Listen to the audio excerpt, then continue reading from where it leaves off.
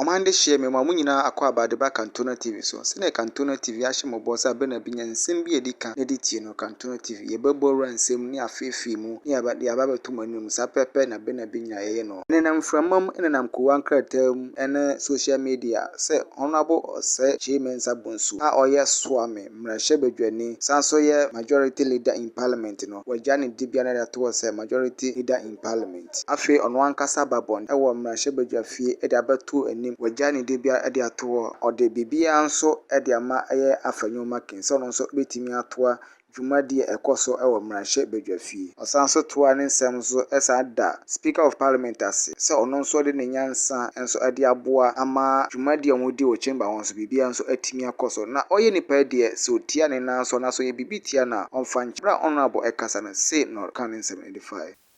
We in the NPP have trust. We believe in our ability to achieve this with God by our side, even if there may be some rampaging storms as of now. Mr. Speaker, it was amidst the discussions that at a meeting of the caucus, which the President had requested, I tendered my resignation as Majority Leader in order to still the storm and facilitate peace and unity required for the party at this time. Mr. Speaker, that decision that I made was not within the presence of Parliament. This morning, I summoned the caucus meeting to formally announce to my colleagues that I have elected voluntarily to step down as the Majority Leader and, by that, Leader of the House. Ahead of the meeting, the National Party had been informed and invited to this meeting that happened this morning. Speaker, the Majority Caucus has, over the past few days, been conferring and consulting with the National Party to fill the vacancy created in the leadership of the caucus, especially since the Honorable Sir Madason, the first Deputy Majority Whip, has been nominated for ministerial position.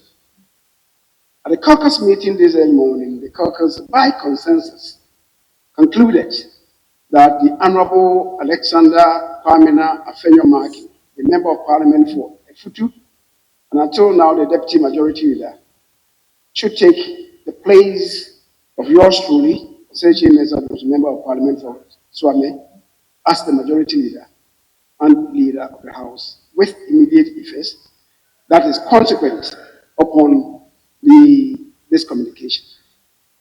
The National Council of the New Patriotic Party, meeting this morning, has accepted this proposal.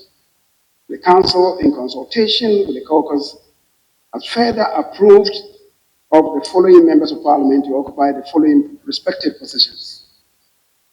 1, Ms. Patricia PJ, MP for Asukwa. Asukwa in Kumasi, not Adansi Asukwa.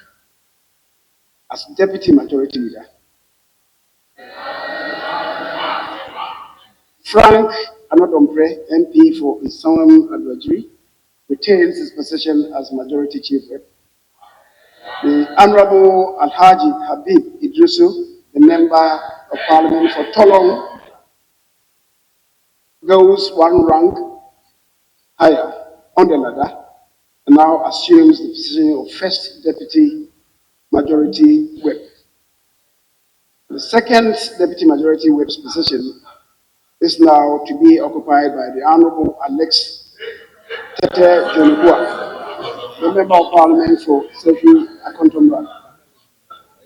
Mr. Speaker, let me take the opportunity to thank you for the cooperation and collaboration that existed between you and I over the entire period that our paths crossed here in Parliament. We have worked together to uplift the status of the Ghanaian Parliament in many endeavors and much more, especially latterly, since you assumed the position of the Speaker of Parliament. The Speaker, human as you and I are, We have occasionally disagreed, but even in the state of disagreement, the kernel of the matter has always been how to reform the system for a better way that will affect the affairs of Parliament. On the part of my colleagues in the majority, I express tons of appreciation for the trust reposed in me, beginning as Corporate Secretary under the Venerable Kyei-Mensah, Deputy Whip, Chief Whip, Deputy Majority Leader, Minority Leader for 8 years, and Majority Leader for 7 years and now 2 months. I guess this is unprecedented in the history of Ghana's parliamentary democracy. Mr. Speaker, I thank my colleagues for always being there for me and for the cause of the party and government. I will entreat my colleagues to offer the same assistance and support to my successor in order to successfully prosecute the remaining agenda of government. In my capacity as leader of my caucus, in minority and majority, as a leader, I've had to work with many of my compatriots on the other side of the political divide, majority and minority leaders from the NDC, beginning with your good self, Right Honorable Alban Shumana Kingsford Bagbin, ASK Bagbin, the Speaker, in your life before life. Cletus Aboka, my eternal friend, Dr. Benjamin Kumbo, the Honorable Harry Naitusu, and now the Honorable Atufosin. Wakasa wiye nso no eye honorable afonyo maken asisi a ya paw ne say majority leader in parliament ono so say no no so eka ne nsem edify And even at committee level, I was neither a vice chair nor a chair of any committee. I never complained. I worked so hard. I was nominated to ECOWAS Parliament. When I got to Abuja, there was crisis because one of our colleagues intended to continue, and we had only 8 slots, not 9. The situation was becoming embarrassing. I had to, on my own accord, resign, and I came back home, expecting to be honored with a position, at least at committee level. That did not happen. I never complained.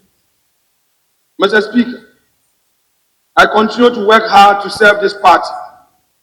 I continue to sacrifice my all for this party. And today, the saying that rising to eminence by merit, you live respected, has come true. I thank my party for this great honor. Mr. Speaker, in 2013, when I entered the House, this House was full of great men and women. Rising to speak was a problem. I recall that even getting the confidence to correct the spelling of my name was a problem. So I would see the votes and proceedings and just walk. But a brother, gave me confidence. Dr. Mark Esebi Yabua, a true brother, a selfless brother, who believed in teamwork, called me one day when I was in Winnipeg, that Kwame and I come to Parliament. We are debating the budget. I said, how would I start? He said, come, I've prepared some notes for you.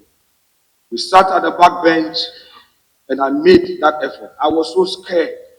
What if I make a mistake? What if I slip? But Kwame Mark Esebi said, you can do it. Come on, go on, I've done mine. And it happened. I thank you, Mark. How I wish you were here with me. I miss you dearly. You are a true brother. You are selfless, and you made it happen. Mr. Speaker, Honorable Mr. Jethro is a man today. If I pass him by, then indeed I have been ungrateful. There is a man who adopted me as his own. I call him Osofo.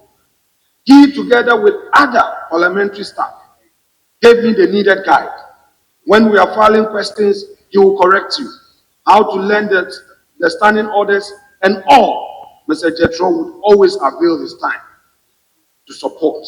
Mr. Jetro, you and your staff, I am grateful to you. You made me who I am today. Mr. Speaker, my professor who taught me at the Ghana Law School, former leader of this house, Kumbo, Honorable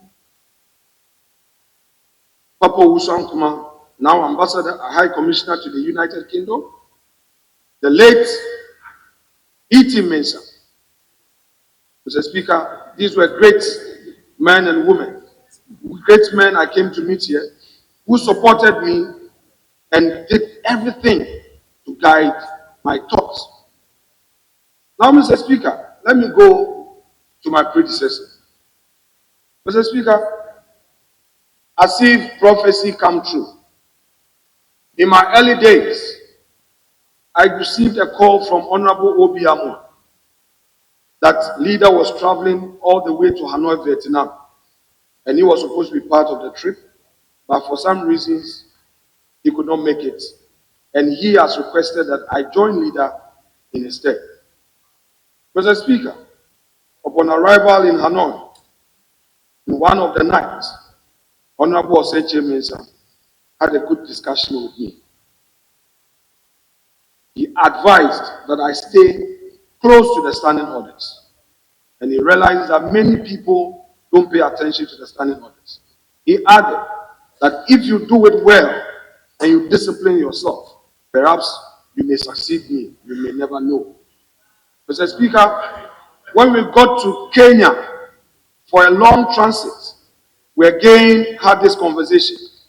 And in this conversation, he repeated saying, today is a day.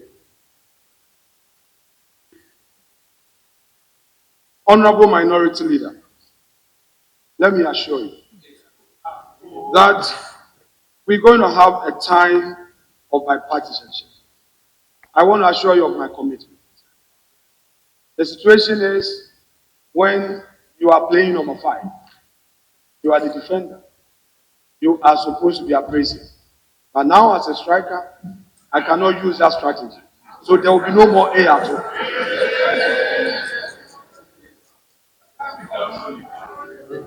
We are going to work together because the happiness and the unity of this house shall materially depend on me. And I cannot afford to allow rancor to prevail. Owie nso no ansowa ɔsan frɛ nsɛntwerɛfoɔ nhyiamu ɛda nsɛntwerɛfoɔ ase ɔmo a mo mmarahyɛbadwa fie sɛ ɔmo na moboa ma nsɛm bi a ɛkɔ so ɛwɔ chamber mu hɔ no akɔ abɔnten nti no nsɛm bi a ɔmo ka no ɔmo hwɛ sɛ betumi aka nsɛm a ebetumi aboa mo a Ghana so agya ne nan so. Briefly to thank you, our parliamentary press corps. You have always done what you do best for parliamentarians, and you've been reporting the work we do, and so far so good. I simply would want to assure you that under my leadership, we're going to take this to greater heights, and I also call on you for your cooperation. Let's work together. Let's report the issues. Let's move away from ultra-conservative approach to issues and get to the middle ground and move our democracy forward. Today, we have social media taking over mainstream media. It's your duty to ensure a balanced competition and ensure that the atmosphere does not become toxic. I believe that with this, we'll make our country proud. This year is an election year, and you owe it a duty to Mother Ghana to ensure that you report on issues. I will meet with your leadership for us to discuss matters of blessed assurance so that parliamentary reporters or our media personnel here get some level of satisfaction in the work they do. I know the challenges that we all face. I'll play my role to make life better. I thank you so much indeed.